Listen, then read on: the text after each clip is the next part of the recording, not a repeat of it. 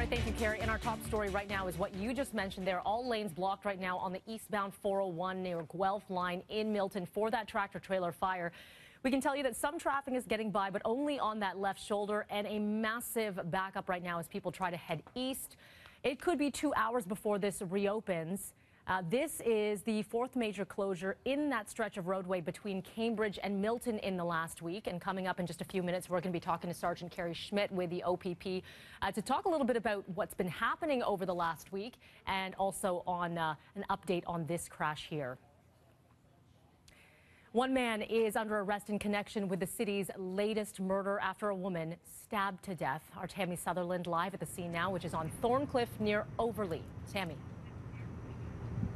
Oh, Melanie, the forensics vehicle is still here right now. Detectives have just left the scene.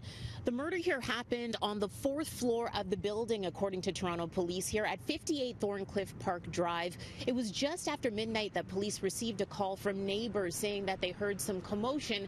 And when officers arrived, they found a woman suffering stab wounds. She was later pronounced dead here on scene. She's in her 50s, according to police. A male in his 30s was arrested here on scene as well, and detectives gave us a bit of an update about half an hour ago. What I can tell you is that it was a contained incident. We believe the incident was within the family, so there's no threat to anybody in the building, and we'll have more information forthcoming later in the day. We still don't know the exact relationship between the victim and the suspect who's now been arrested. Police say they're not revealing that just yet because they are trying to notify the victim's family of her death. Melanie, I'll send it back to you for now. Tammy Sutherland, thank you for the update. And in other news, firefighters still at the scene this morning of a 5-alarm blaze in the city's West End. Now, this is a live look at the scene on Palace Pier Court just south of the lakeshore near Park Lawn. Several of the townhouses suffering damages, and what you saw there taped off. Now, it was all because of what started last night.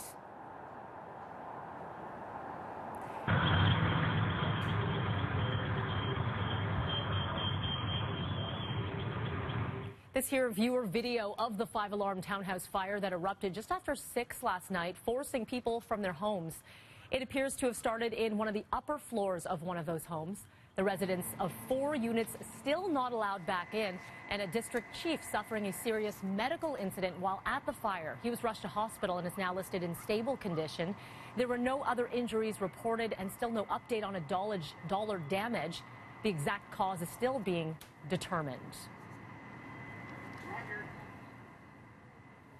And let's get back to our top story now. Eastbound 401, all lanes blocked off there at Guelph line for a tractor-trailer fire. Joining us on the phone right now is Sergeant Carrie Schmidt with the OPP. Good morning to you. Good morning. What can you tell us about this incident? Well, it's a tough morning for commuters out in the East End here, or West End, I guess, the GTA. Just about an hour ago, a transport truck driver is driving along. He smelled smoke. There was fire coming from his cab portion of his truck. He pulled over, and as a result of the incident, the saddle tank of the truck ruptured and spilled diesel all across the highway. No collision to speak of, just the fire and the diesel spill, but as a result of that diesel, the roadway is absolutely slippery and slick, and we have cleanup crews on scene right now working on getting that cleaned up, and I'm told it should be about another hour or just a bit more than that. All lanes are blocked right now. Traffic is getting by on the left shoulder only, but obviously massive delays and only going to get worse as the morning builds. Absolutely. Now, we're looking at tallying up the number of crashes on that 401, the stretch between Milton through Cambridge. I believe there have been 4 major ones that have shut down the roadway, and a lot of them, I think, and maybe all of them, involving tractor-trailers. Can you comment on that? Well, that's right, and they're significant. One of them I know for sure happened up in a construction zone with an asphalt hauler that was rear-ended and rolled over.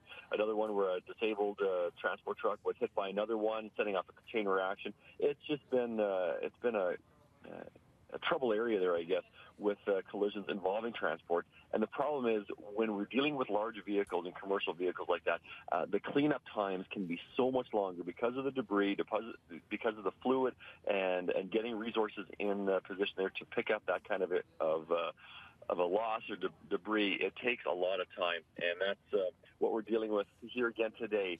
And if it was just a small passenger vehicle, there wouldn't be much to deal with. But transport trucks always have that much more complexity in their cleanups. And when they're involved in collisions, obviously the damage can be significant, and the risk to injury as well that much more higher. Really quickly for you, is there something about this stretch, though, and why we're seeing specifically commercial vehicles at often this time of the morning on this stretch? Why we're seeing these crashes? Well, that is a very busy part of the highway. It's a major corridor from the GTA out towards Kitchener, Cambridge, Waterloo, London, and to the United States. It is dependent on traffic. And there's no great alternates around that area. Everyone that is now stuck in that has to take little side roads unless you're back at Woodstock. So there's not a lot of great options to get around these issues. Down at the Sixes and then Guelph Line, there's a lot of highway there in between on-ramps and off-ramps to get off the highway. So now once you get there, you're stuck there for some time, and we're completely cognizant of that, and we certainly are doing the best we can to get the highways reopened as quickly as possible. But it does take time, and getting equipment out there to do the cleanup as well also takes time. Okay, Sergeant Carrie Schmidt, thank you so much for that update. And again, that is the eastbound 401 approaching Guelph Line remains closed off, only the left shoulder getting by.